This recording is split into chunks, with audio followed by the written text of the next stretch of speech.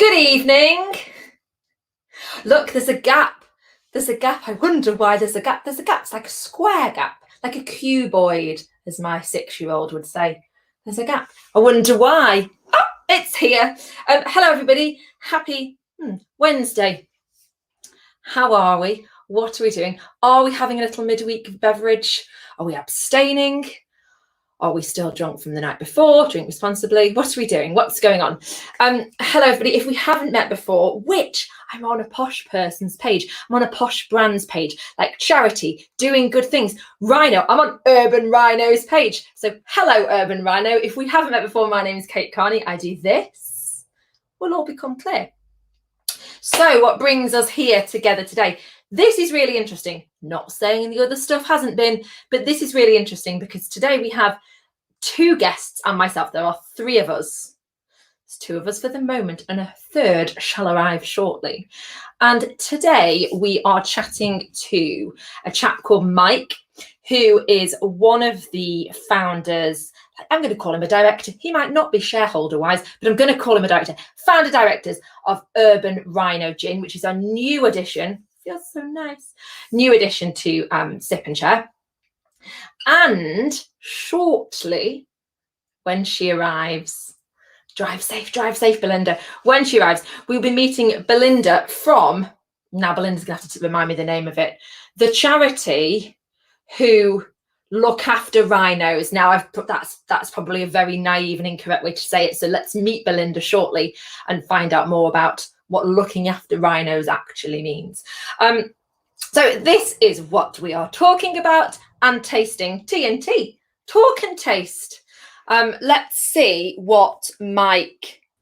Are you having a gin and tonic in Spain? I've just learnt you're in Spain. I've had a gin and tonic in Spain, but not just at the moment. I'm not, no. When you said earlier, don't ask me, joke, don't ask me if I've had a gin. Of course you're in Spain. You didn't think I was joking, didn't you? I didn't think you were joking. You're permanently living in the sunshine. You have the everyday excuse of, I'm on holiday. Well, someone's got to do it. They do, and you do take one for, I mean, the whole of the Urban Rhino team, international jet setters living in Marbella? No, they're mainly in the UK, actually. But yeah, I sort of moved here for various reasons, and when I look out the weather today, I can remember what they are. Yes. Yeah. So you're not an international sales rep for Urban Rhino. Then they don't pack you around with neatly packed cuboids and send you off. They don't yet, Kate, but that's a really good idea. I think I'm going to talk to the team about that. Bars on the Malaga strip, Porto Banús, Estepona, waiting. I tell you what, you'd class it up a bit, wouldn't you, with a bit of Urban Rhino in some places? Some bars. Yes, you would. You would. Yes. Oh my life. Anyway, hello, sir. How are we? Very, very good. Yeah. Well, thank you for letting me talk to you. Literally a pleasure. We've already had a lovely chat. I've already learned about your international jet-setting life and swapped camper van stories. Hello, everybody who's watching. Hi, Robin. I love it. Robin's having a gin swap. He's no idea what's in it. Just pour it, pop some ice in and some tonic, Robin, and you're away. Right then, Mike. Right. Tell us about, I've just noticed your label at the back. Tell us about this. Like, we'll talk charity in a bit, we'll talk rhinos in a bit, but what's in it? When did it start? Where did it come from? Please. Okay. It really came from discussions that were going on for years between myself and some other really hardened gin drinkers. We've worked at it for many, many years, the drinking that is. And we wanted a particular gin, a London Dry. I know there's some great new flavored gins out there, and I get that, but that's not us. What we are is your classic, traditional London Dry, but we wanted what we call like a top shelf. Like, the 2 guys sitting in New York have just done a marvelous business deal or something like that, and they decide that they're going to have that top shelf whiskey or brandy or whatever. Yeah. We wanted a gin fitted that description. Okay. And that's sort of how it all started. And you know how these things just start as chatting, but we developed it further. We actually decided to go ahead with it. It's not that we knew how to distill gin. We knew nothing about that side. We just know what we liked, and we knew that we couldn't find it. So we thought we'll do it ourselves. And so we sat down and said, look, we want to have the qualities that we're looking for it's got to be smooth. That was one of the big things. We wanted it to have a really full flavour.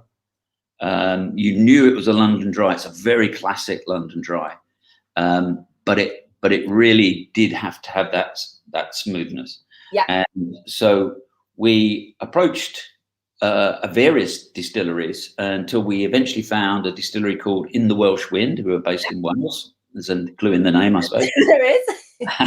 And we drove these people absolutely mad. And their forbearance is much appreciated, because they kept sending us samples. We thought maybe that one's a little bit too harsh, that one's too woody, too oaky, or whatever. Yeah. And so they probably sent samples for about 6 months, and I think they were pulling their hair out. But we knew exactly when it arrived, we knew it, because we were in different locations. And the fact that we finally all said yes to the one gin. Wow. And that's how so we then sort of got the recipe sorted for ourselves, so we earmarked that. And the much to the relief of the distillery, they were finally able to produce this gin. Unfortunately, because we'd taken so long to actually come to an agreement about the gin that we wanted, we launched it to fit in with lockdown. So we were a few weeks before lockdown, and we started taking it to a few pubs and restaurants, and it was being very well received, but only for a few weeks, and then boom, hospitality was locked down, and so it's been very difficult since then. So timing is everything. Huh? Now, hopefully, touch wood, all of that is going to change. So specifically, when you say we, how many folks were, how many samples were, bless them, in the Welsh Wind sending out? How many? I don't know how many they sent. I would think they probably sent out 20 samples at least. But they were having to send. I was in Australia at the time, and someone else was somewhere else, and you know what I mean. They must have thought they'd be glad to see the back of us, but. We did get there in the end, and we think it's really well worth it, because we're all very happy with it. And we wanted something that if you give somebody a bottle of Urban Rhino, it's because they're the traditional gin lover of the London dry type, and you can obviously put garnishes and you can put flavorings with this gin, but you're still going to have what we hope is a really smooth premium quality gin to start with, and you can make your cocktail from that base, or you can have it as a London dry, as you prefer.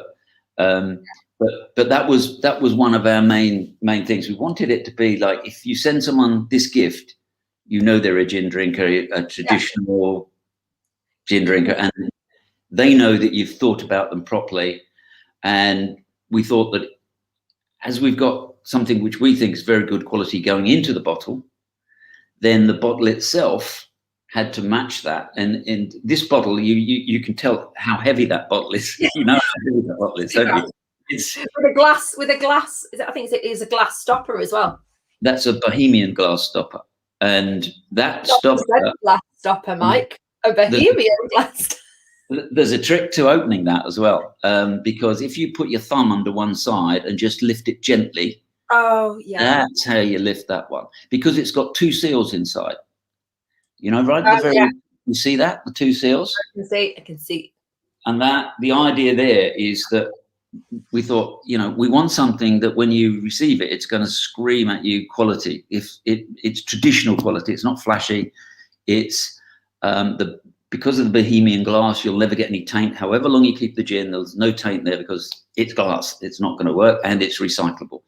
Secondly, the bottle itself, we know people are using them we know people have converted them into lamps. Yeah. Standard lamps. We know people keep the bottles and use them for olive oil and stuff like that. They certainly keep the stoppers if they got the neck that fits. That bottle weighs 1 kilo. Once you've put the gin in it, you're looking at 2 kilos. But it's something that a lot of people do hang on to. Yeah, it feels. It's really interesting you saying that about the two business owners who've made a deal, or It feels like it fits. It feels premium. It feels heavy. Taste-wise, it's got an incredibly smooth. It's like a sipping gin. It's got a very, very good mouth feel, hasn't it? It feels like you are. If you like gin, and you actually like gin, you don't say you like it. You actually do enjoy the taste of a gin and tonic or neat gin.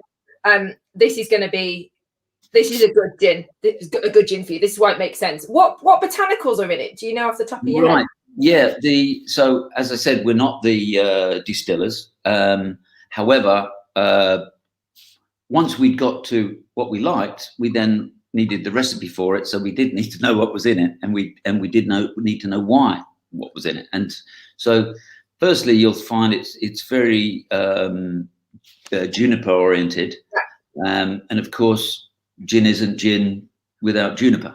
So though obviously that's the main ingredient, but also there's also cassia bark, coriander seed, orris root powder, lemon ribbons, and licorice root powder. And I've had explained to me why all of those things are in there.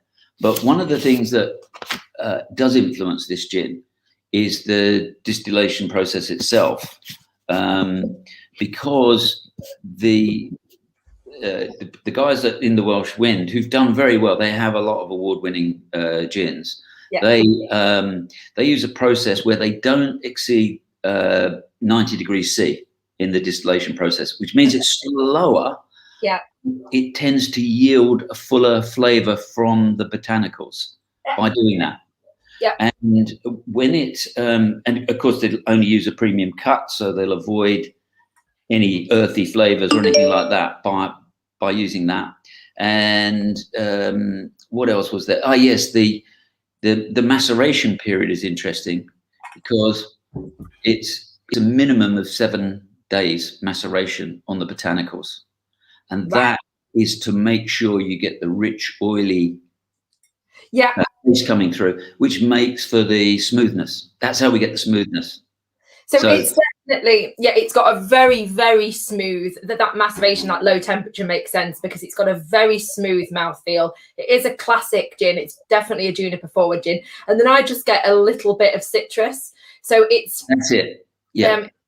So I've added grapefruit, and actually I've added a whole piece of grapefruit, and it's delicious, but I wish I'd only put half in because it doesn't need. It's one of those gins that, and there's not many of them that can genuinely take any garnish or no garnish. And I think because it's only got 6 botanicals in it, it's simple, but the focus for me with this one is more about the mouthfeel. It's more about the feel, and that it's juniper, and I would sip that with ice, to be honest. And garnish wise, it can take anything. I love grapefruit, but maybe lemon rind rather than like bright citrus squeeze of lemon would be quite nice. Exactly right. You wouldn't want to use the flesh of the lemon. No. You would only want to use a little bit of the peel. That's all. You don't want any more. If you have any more, I think the citrus will overwhelm. But grapefruit's a great choice. But as you say, just a small piece of just the flesh. The other thing that's quite strange that I found out through my wife is that if you take a cherry and just slice it and then just throw it in with ice, it's amazing. It really is. And I found out, I mean, when she said what she'd done to my gin, I said, I'm horrified. But then when I tasted it, I thought, absolutely right. Was this after a couple of gins or a couple of cocktails on the veranda? You're just absolutely slicing up cherries and chucking them in and see what happens. Yeah, it's a very relaxing experience. And as I say, we primarily wanted, like, we knew that if we sent each other this gin, we got nothing to do with it, but someone sent me that gin, I'd be a happy bunny. And if that were, something that I took to someone's dinner party, I know that those people would appreciate what I bought. But it's not one of the modern flavored gins, Yeah, it's an it's kind of an understated impress. Like, if you want to impress somebody, but you're not being flashy, you're just kind of being solid and like, this is and you just pass it over. Well, I don't. I run in screaming and going, "Oh my God, I'm here!" You, Mike, as a chap, would just pass it over. So tell us about the name. So we know that Belinda, hopefully, fingers crossed, Belinda is going to join us and tell us all about the work. But tell us about the name Urban Rhino. I think this is probably a bit you might find interesting. As you did say, there was a time when I did do a fair bit of globetrotting, and this was just with my work at the time. And I used to visit Africa quite a bit, amongst a million other countries. But while I was in Africa, I had the pleasure, which has become a bittersweet experience now, of meeting Sudan. Now, Sudan is a northern white rhino, and I met him in Kenya in a conservancy there called Paheta. And he's an interesting chap because, unfortunately, Sudan is was the last remaining. He was very much alive when I met him, but he was the last remaining northern white male rhino. There are 2 females still alive today, but they are past sort of childbearing age, or rhino bearing age, I should say. So Sudan, he died in 2018. Before that, I mean, he was actually in the Czech Republic for a long while, and then he came back to Kenya in 2009. So I think I met him in about 2011, 2012, that sort of time. So unfortunately, with his passing, he was 45 years old when he died. With his passing, that was the last male northern white rhino. And in where? Like, are you talking about the world, Mark? Yes, I'm talking the world. That's it. That subspecies has gone. There are various scientists trying various new genome techniques to try and do something with the eggs of the 2 females that are left. But one sort of in adult in our terms, human terms, that one of those adults is sort of grandma age, if you see what I mean, and the other one is the daughter, but she's not that young either. So it's very true. We're not sure at this moment whether or not. And this. So when we started talking about gin and doing this, I then talked to my colleagues and said, you know what, this would be a great opportunity for us to help with this thing, because you see, there are 2 of white rhinos we're talking now. There's the northern and the southern, and the southern is still very much alive and kicking. But that's only because of great work of conservationists like Belinda there. Belinda, hello, lovely. I'm so sorry. Don't apologise. Don't apologise. Mike is telling us we've just started talking. It's perfect timing, Belinda, because we've just started talking about the name and Urban Rhino, and Mike talking about his experiences. So carry on, Mike, and then Belinda, we're going to move to you in a moment. And it's all bits. Yes. So, Belinda, I was talking about the fact that I was fortunate enough to meet Sudan before he passed on, and explaining that he was the last northern white male rhino, and that they are trying with genome techniques to do something. But the point is that the whole thing had a big effect on me, because I saw a subspecies gone, disappearing. And we need, you know, and the southern, well, they're sort of holding their own. I'll leave that to Belinda, but you know, only because of the efforts of people like Belinda.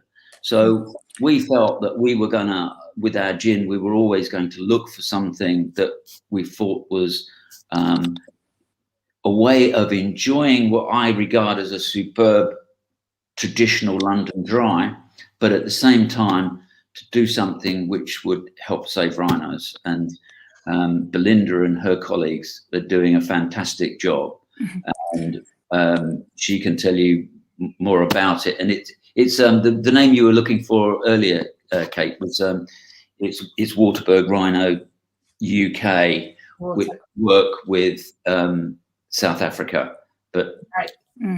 So, thank you, Mike. So Belinda, hello, lovely. Hello. I'm so sorry. Anyway, I'm here.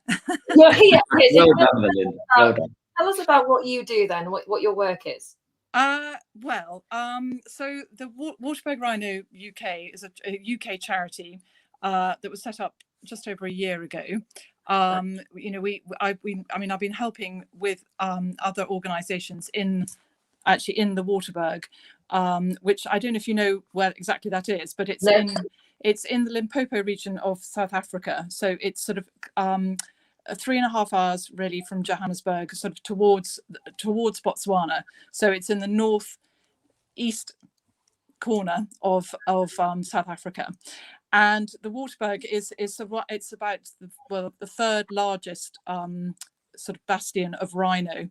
80% of rhinos on the planet are in South Africa, and the Waterberg is the third largest. So you have the Kruger, you've got KwaZulu-Natal, and you've got the Waterberg. And so it's where you get white and black rhino, and as Mike was saying, the white rhino, the southern white rhino is probably has the most the greatest population, but they are the sort of easiest to poach in a way, because the black rhino is much more of a it lives in thicker bush, and it's much more sort of more skittish, I suppose. Rhino, if you can call rhino skittish, and so it's not so easy to track down. So the thing about Waterberg Rhino UK was that there was a sort of a level of support in this country, and it was trying to sort of have a UK charity that could fundraise here and use the sort of contacts that we all had here to raise money and awareness really for the work out there. So we have someone on the ground out there, and we obviously have lots of contacts and projects and people that we work with, but we're based in the UK, hence the UK. Oh my life. So is it true, Belinda, that I remember the whites, one of their problems is that they're very sociable. Exactly. And less skittish than the black rhino. Yeah. So gin drinkers are social animals and so on. White rhinos, and that's been part of the problem, isn't it? Yeah. Well, I mean, there are lots. Obviously, that it's a very complex sort of situation in a way, and I mean, obviously, poaching is the number one reason why these animals are disappearing. But also, habitat is another. It's a big reason. I mean, the other thing you have to think about is that white rhino are. All rhino really, but white rhino particularly have to, they are under guard. A lot of them are in private ownership, and they are under guard 24 hours a day. So what's a rhino? Yes. So you have people walking with them, and the problem about that, of course, is that by having guards walking with them, they get used to people, and so it's a very difficult situation to manage. So why? I mean, excuse the naive question here, but I've got to ask: why does somebody own a rhino? Like, what's going? Is this a show off thing? Like, no, because most of these are they're safari. People go. They have safari places, bush. Safari lodges, and so if you own a safari lodge, to have people visit your safari lodge, you're gonna want to have the big five, basically. Yeah. I mean, obviously in somewhere like the Kruger, it's a totally different situation, but a lot of rhino are in private ownership, and so security, they have to have security for that their animals. I mean, they are wild, of course, but they have to be protected against people who will try and it's a hugely dangerous job, isn't it, Belinda? It's a very dangerous job. Yes. It's incredible. Yeah. I mean, rangers are very brave men and women, and they really, they're out there in all weathers, looking after these animals. I mean, it's not just rhino. It's other, obviously elephant, lion,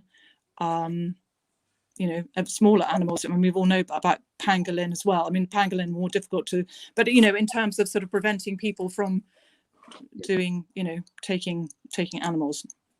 So Waterberg, is that just focused on rhinos? Is your work just focused on rhinos? We call it rhino are a sort of flagship species, as they are, they're obviously, one, like elephant, lots of people care about rhino, so they are a flagship species. They are also a sort of, if you have rhino, then all your other species are going to be, they are the top of the chain, as it were.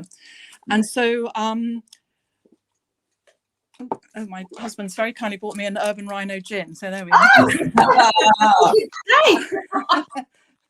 So while we are called Waterberg Rhino, it's all about the community, really. It's all about the people of the Waterberg, because without rhino, the people are affected as well. In terms of tourism, in terms of their jobs, in terms of their livelihoods, but also, if you imagine living amongst, thinking that, your property could be, subjected to an attack from a gang of poachers. I mean, it's not. Yeah. So it's all about people. It's all about education. It's all about environment. I mean, community is the big. It's saving.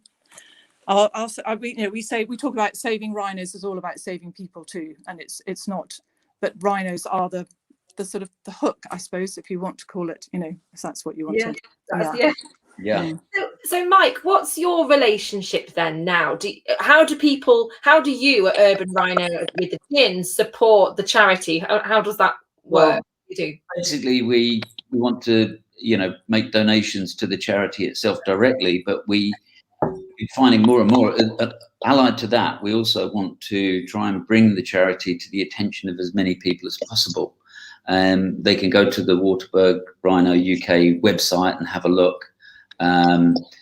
We sent some money which was used for a consignment of binoculars. Binoculars, yeah. It doesn't sound, but for these poachers, of course, that's vital equipment. This is so. Those sort of things, and we want to develop. We're doing. I don't know if you briefly, Belinda, want to mention the initiative at the moment, the riding for rhinos, because that's a really interesting one. My imagination's gone crazy, Belinda. So you can ride a rhino, by the way. Well, so normally in normal times, whatever they are now, we have a ride. We have a charity ride in South Africa, and we do a sort of 300-kilometer ride. And 12 lucky people come along, and we ride through the Waterberg, which is a beautiful area, and they all raise sponsorship, and which goes to the charity. Unfortunately, of course, this year we haven't been able to get to South Africa, so we're doing a virtual ride in the UK, which is running all over the summer months from May to August, basically, and it's to ride 8,000 miles on horseback, but collectively. So what people are doing is we've teamed up with a horse riding app called Equilab, and they that allows us to clock up the miles, and we're sort of asking people to set goals, so they can raise, I don't know, ride 100 miles, raise £100, or whatever they can over the summer. So that is amazing. That's the plan. Yeah. So it's called Ride for Rhinos, and as Mike says, all the details are on our website. If anyone out there, do it, please. Pauline has just said Pauline, I'll just read his comment. Just awesome work, all of you. I've been out to Namibia. How do I pronounce it? Yeah, thank you. With Africa, it's a very complicated situation, that's for sure. I'm off to look once you have finished. Oh, so well, what's the website? So the website is www.waterbergrhino.org.uk. org.uk. Yeah. Waterbergrhino.org.uk. All right. And yeah, I mean, all the details of the ride are on there. You know, all the contact details are there. So if Pauline or anyone else would like to get in touch, please do. And how long, Belinda, how long have you been involved in this? And how did you, I'm interested to know how you got involved in this in particular. Well, I traveled there. I mean, we went on a family holiday about 15 years ago and just sort of fell in love with the place. And then, I mean, you know, at that time, it wasn't, you know, rhino poaching wasn't, you know, such a big thing in the news, really. I mean, you know, the odd rhino was killed, but not really to the level. It was about 2011, 2012 that things really started to. And then, you know, over the next few years, I mean, it was, you know, over 1,000 rhino a year, and like, you know, that's 3 rhino a day. So I think, again, it's a new subject. What are they poached for? I mean, is it the horn? Yes, it is their horn. Yes. Is that the reason? I mean, you know, sold? Initially, I mean, it is. Yeah. Yes, absolutely. It's more expensive than gold now. I mean, initially, it you know, Chinese. It is mainly for Chinese and Vietnamese markets. I mean, the illegal wildlife trade is a you know, it's a $20 billion. It's, you know, $20 billion industry. I mean, you know, we're talking you know, big numbers, and wow. Yeah, it is for their horn. I mean, the thing is, because it's become so expensive, it's like a status symbol. Yeah. People have, you know, they have a horn on their desk. You know, that's what do they do with it? Is this a sign of wealth? I mean, you know, people can make it in, you know, traditionally it was made into dagger handles, into, you know, bracelets and things like that. But I mean, you know, I mean, it was, you know, it's a sort of an ingredient in Chinese medicine, but I mean, it's got absolutely, you know, it's like your fingernail. It's made out of keratin. Yeah. So it's got absolutely no medicinal properties whatsoever. It's just, yeah, it's you know, it's become like lion bone and other animals, parts of other animals, which people, you know, for some bizarre and awful reason think. Yeah. Wow. Mm. Oh my life. Hopefully the new generation of Chinese won't be so. Yeah. It's changing slowly. That's what I noticed. It is. So. It is absolutely changing. It is changing. I mean, it's, you know, it is education, as you know. Yeah. So we're very lucky, I think, to have met Belinda, and you know, the relationship is going to go stronger and stronger. Mutually lucky. Yeah, I was just going to say, I reckon it's out the urban rhino hats. We sent some of those to the rangers. I haven't seen them on them yet. Yeah. So, yeah. I know. So, yeah. Fully branded up. Pauline has just said, my daughter-in-law and granddaughter have a horse, so I will get them involved. Oh, fantastic. Thank you, Pauline. That's brilliant. Mike, I think this is one for you. Hi, Mike, Billy's mum-in-law. Hi, Margaret.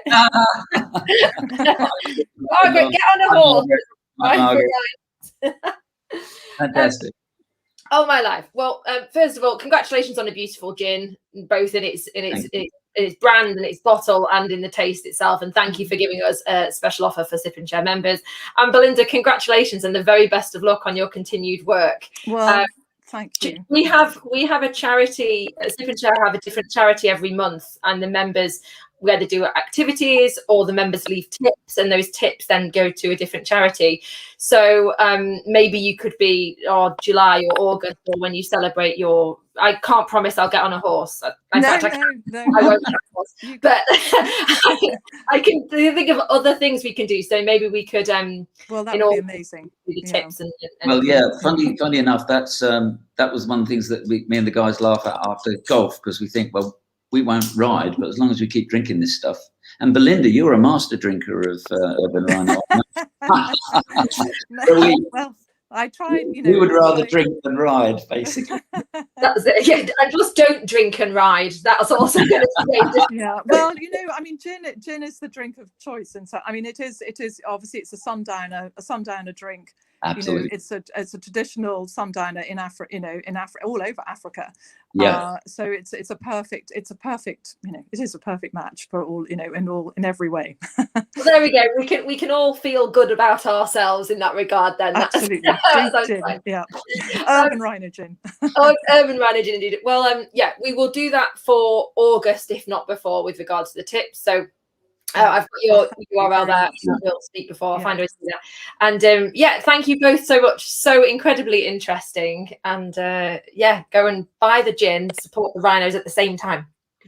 Thank you so much. Yeah. Thank you very much. All right, everybody. Thanks. All right. Thank you, Mike. Yeah. All right, guys. Thanks for joining us.